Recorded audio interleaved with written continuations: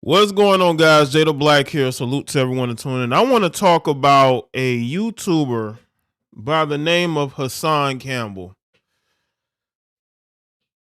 Hassan Campbell apparently was shot while he was on YouTube live stream.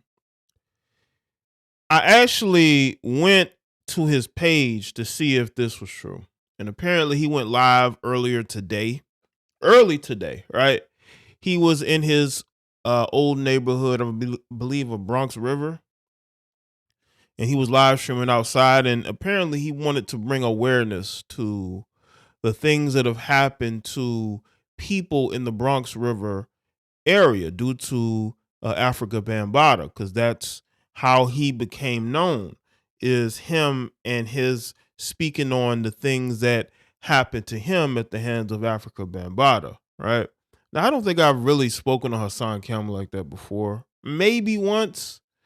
But to me, this is sad. This is sad for a lot of reasons because I went and I watched that live stream and he was out there, he was speaking loudly, and then someone started throwing bottles at him. And then he started to antagonize the person, make threats. He pulled out a knife. And then the video cuts out.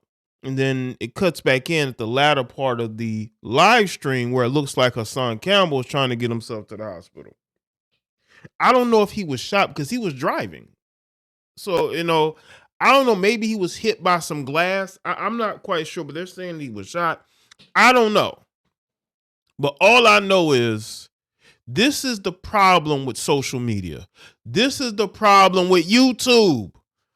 We've seen this on Facebook Live, Instagram Live. Whenever you give people an audience and you give them a live streaming, these type of things are going to happen. It is very clear to me that Hassan Campbell has issues.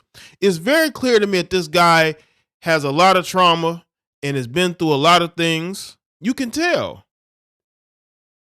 And I guess the situation with Cassie and Diddy, because he actually made a video about it a few days ago, and he mentioned it in this particular live stream, how he felt like people cared more about what was going on with Cassie than what happened to him and others. And this is according to him. He feels like there was no justice for him and others who had dealt with trauma. And that's why he was there, and he wanted to bring awareness to it. Now, whoever was throwing the bottles made it worse. And now I don't know what's going on with Hassan. I've been looking to see any updates because, again, he went live earlier today. See, this is why I say social media is a gift and a curse. It really is. It's a gift and a curse. Some people should not, under no circumstances, be out here with social media. Because let me tell you what happens with social media. Social media emboldens people who already have issues. It makes it worse because you give them an audience, you give them a camera, and then they go and do things like this. Then they put themselves in danger. They put others in danger because while Hassan Campbell was out there screaming and yelling, there was regular people who live in that building who was walking by minding their business. Now, I understand that he wants to bring awareness to the things that have happened to him, but this ain't the way to go about it. This really ain't the way to go about it. You put yourself in danger. You put other people in danger. You're out there early in the morning. It's not like you're in the nicest neighborhood. And you go and you do these things. Not understand that there are consequences to doing things like this. Hassan, there are consequences to this. I'm not saying he should have been shot or anything. But what I'm saying is you're in an area with other people who have issues as well. And they have no problem getting at you for what you're doing now. And again, I understand wanting to bring awareness to something, but he went too far because he's out there yelling, he's making threats, and then something happens to him. And I know that And again, I've never really spoken to Hassan Campbell like that. I know others speak about him all the time. I'm not one of those people. But this was incredible. Look at the people in the background. Look at the regular civilians in the background, and you're out there yelling and screaming while they're trying to go on with their life. That neighborhood has probably seen so much violence. That area has seen so much violence, only to have Hassan Campbell outside early in the afternoon on a Sunday yelling, talking crazy to people that he doesn't see because they're throwing bottles. I'm assuming they're throwing bottles out of the window, so he can't even really see them like that. So you don't really know who. Now again, he's comfortable. He's comfortable in that area, in that environment, because he's from there and he knows people there. But you have to understand, there are going to be people there that don't know you, Hassan, and you're putting your life in danger messing around with these people, because these people feel like they don't really owe you anything. They don't owe you any loyalty. They don't care that you're from the area. They don't care about what you've been through. There's a lot of dangerous people out here. Now let's get into this all hip hop article real quick.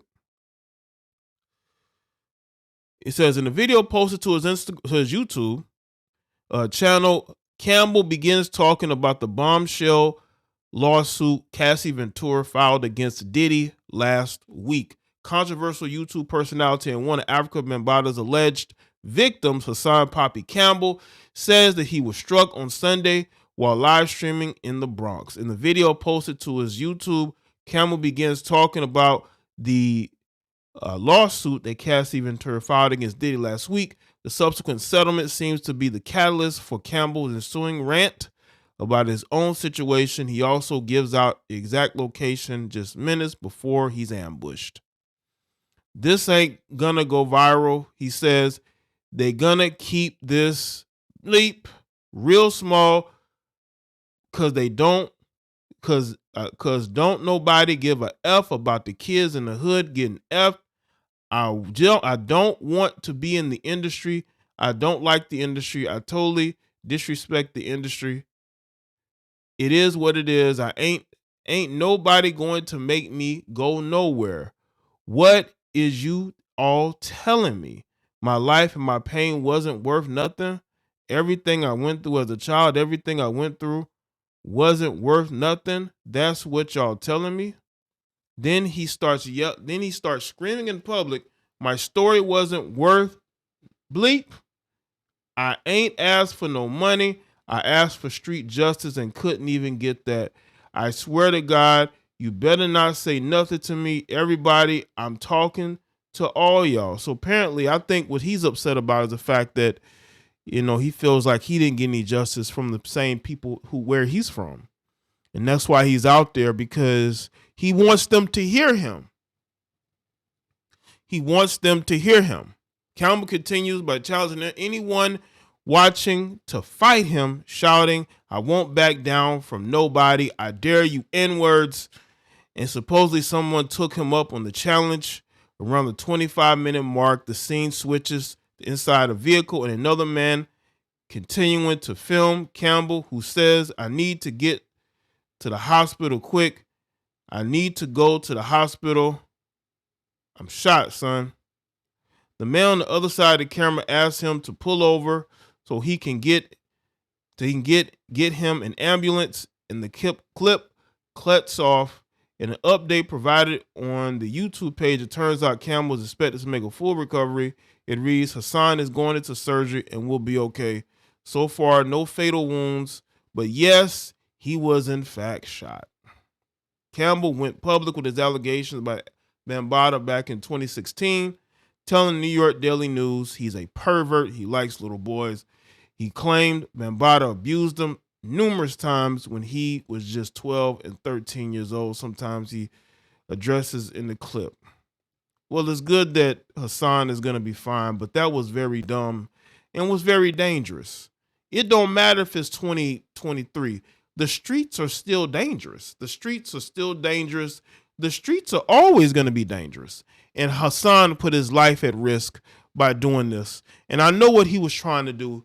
He was trying to prove a point, but that point could have lost him his life. This man has young children.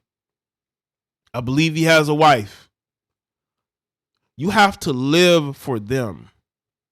You have to live for them.